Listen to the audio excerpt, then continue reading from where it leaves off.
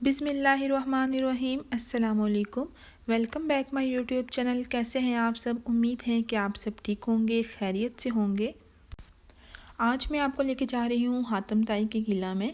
और कहा जाता है कि हातम ताई के 4 बेटे थे और हातम ताई ने इस्लाम कबूल नहीं किया था, लेकिन उनके 4 बेटों में से एक बेटे ने इस्लाम कबूल कर लिया था, जिनका ज़िक्र हदीस में भी आता है कि हातम ताई के एक बेटे ने इस्लाम कबूल कर लिया था। और वो बहुत ज़्यादा सखी थे। उनकी सखावत की वजह से उनके जो दादा थे वो काफ़ी परेशान थे और उन्होंने उनको ऊँटों की देखभाल करने के लिए रख लिया। और जब उनको ऊँटों की देखभाल करने के लिए कहा गया तो शाम को जब वो घर लौटे तो उनके पास कोई ऊँट वगैरह नहीं थे, यानी कि वो जो सारे जो ऊँट थे वो गरीब में और मसाकीन में तकसीम कर चुके थे। जब भी 9 रजब का चाँद नज़र आता वो ऊँटों को ज़िबा करते और मसाकीन और गुरबा में तकसीम कर देते। हातम ताई के पास एक घोड़ा था जो हातम ताई को बहुत ही अज़ीज़ था। वो उनका पसंदीदा घोड़ा था। और हातम ताई की सखावत की जो थी वो चर्चे हर तरफ मशहूर थे कि हातम ताई जो हैं बहुत सखी हैं। तो एक आदमी ने उनकी सखावत का इम्तिहान लेना चाहा और वो उनके घर गया। हातम ताई ने उनकी खूब तवाज़ा की, उनको खाना खिलाया और खाना खिलाने के बाद उनके आने का सबब पूछा कि आप क्यों आए हैं। उस आदमी ने कहा कि आपके पास जो घोड़ा है मुझे वो घोड़ा चाहिए। तो हातम ताई ने कहा कि मुझे बहुत अफ़सोस है कि तुमने बताने में देर कर दी, क्योंकि मेरे पास तुम्हारी मेहमान नवाज़ी के लिए कोई भी चीज़ मौजूद नहीं थी, तो मैंने घोड़ा काट के तुम्हारे आगे पेश कर दिया। यानी कि जो तुम खाना खा रहे हो ये घोड़ा ही मैंने काट के तुम्हें खिलाया है। क्योंकि हातम ताई उसको घोड़ा नहीं दे सके थे तो हातम ताई ने उनको काफ़ी ज़्यादा शर्फियाँ वगैरह दी ताकि वो खाली हाथ ना जाएं। और हातम ताई के बेटे का इस्लाम लाने का वाक़या कुछ यूँ है कि जंग के बाद जब काफ़िर जो थे वो कैदी होके नबी पाक सल्लल्लाहु अलैहि वसल्लम के पास पहुँचे तो उनमें एक औरत भी थी और जो हातम ताई की बेटी थी। वो लड़की नबी पाक सल्लल्लाहु अलैहि वसल्लम के पास गई और कहा कि अपने लोगों से कह दें कि मुझे तंग ना करें, मैं उनकी बेटी हूँ जिसकी सखावत की मिसालें पूरा अरब देता था। और जब भी उनके दरवाज़े पे कोई साइल जाता तो वो कभी भी उनको खाली हाथ ना लुटाते, हमेशा गरीबों मसाकीन की जो थे वो खिदमत किया करते, उनको खाना खिलाया करते। यानी कि मैं हातम ताई की बेटी हूँ।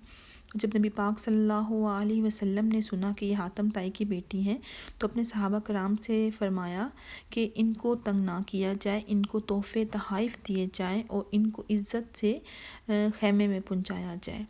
और हातम ताई की बेटी से कहा अगर आपके वालिद जो हैं वो इस्लाम पे होते तो मैं यकीनन उनकी मग़फ़िरत की दुआ करता, यानी कि अगर उन्होंने इस्लाम कबूल कर लिया होता तो मैं उनकी मग़फ़िरत की दुआ करता।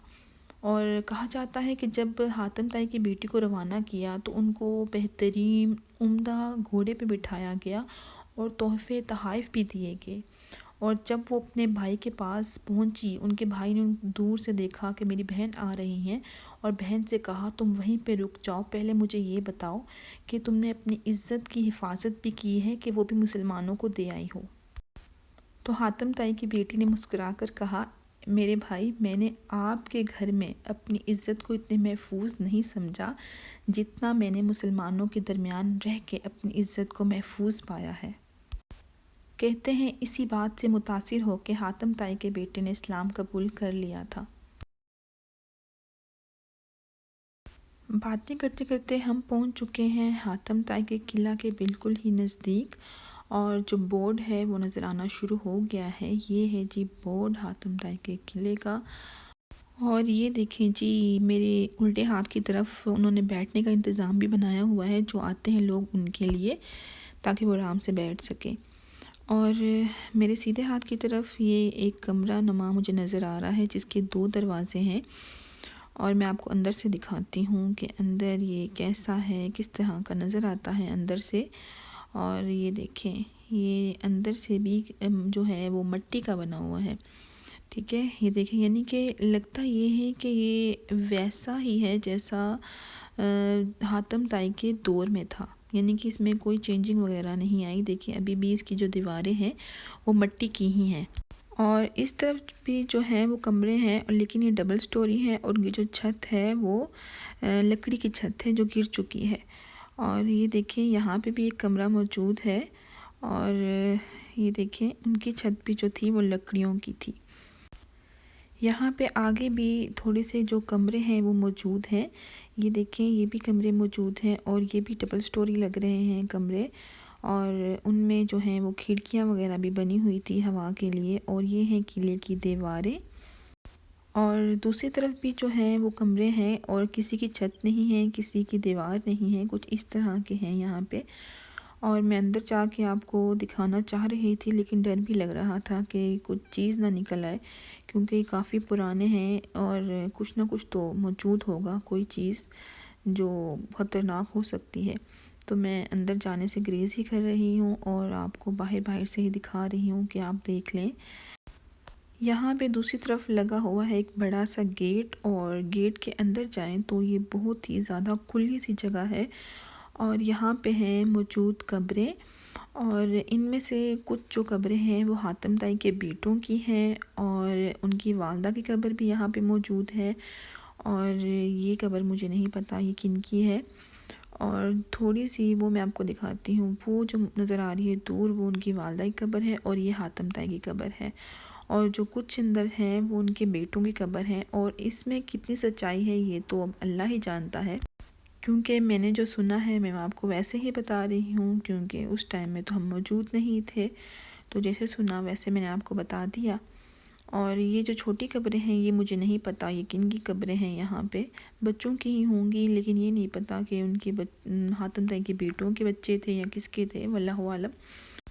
یہ قبریں اور حاتم طائی کا قلعہ دیکھ کے میرے ذہن میں یہ بات آئی ہے کہ واقعی کل نفس ذائقۃ الموت، اس میں ذرا برابر بھی شک نہیں ہے کہ چاہے وہ انسان ہے یا کوئی جانور ہے جس میں ذرا برابر بھی جان ہے، اس نے اللہ کی طرف ہی لوٹ کے جانا ہے، چاہے وہ کسی سلطنت کا بادشاہ ہو، قلعوں کا مالک ہو، محلوں کا مالک ہو، یا وہ رئیس سادہ ہو، اور یا وہ جھونپڑی میں رہنے والا سادہ سا انسان ہو، ہر انسان نے اللہ کی طرف لوٹ کے جانا ہے۔ تو یہ اکڑ کیسی؟ تو کیوں نہ ہم کوئی اچھے کام کر لیں کہ ہمیں یاد رکھا جائے، اچھے ناموں سے ہمیں یاد رکھا جائے، جس طرح حاتم طائی تھے، حالانکہ وہ مسلمان نہیں تھے لیکن پھر بھی ان کو آج ہم لوگ یاد رکھتے ہیں، تو اسی وجہ سے رکھتے ہیں کہ وہ سخی تھے، سخاوت کیا کرتے تھے۔ اور اب ہم جا رہے ہیں واپس گھر کی طرف، کیونکہ اندھیرا جو ہے وہ ہونا شروع ہو گیا ہے، اور یہاں پہ لائٹ وغیرہ کا انتظام بھی نہیں ہے، تو میں یہی کہوں گی جب بھی آئیں دن کی روشنی میں آئیں اور شام ہونے سے پہلے پہلے یہاں سے نکل جائیں۔ اور یہ تھا میرا آج کا ولاگ۔ اگر آپ کو میرا آج کا ولاگ پسند آئے تو میرے چینل کو لائک کیجیے گا، سبسکرائب کیجیے گا اور شیئر بھی لازمی کیجیے گا، اور کمنٹ کرنا مت بھولیے گا تاکہ مجھے پتہ چلتا رہے کہ میری ویڈیو آپ کو کیسی لگ رہی ہیں۔ انشاءاللہ ملتے ہیں نیکسٹ ویڈیو میں مزیدار سے ولاگ کے ساتھ، تب تک اپنا بہت سا خیال رکھیے گا، مجھے دعا میں یاد رکھیے گا، اور مجھے دیں اجازت۔ اللہ حافظ۔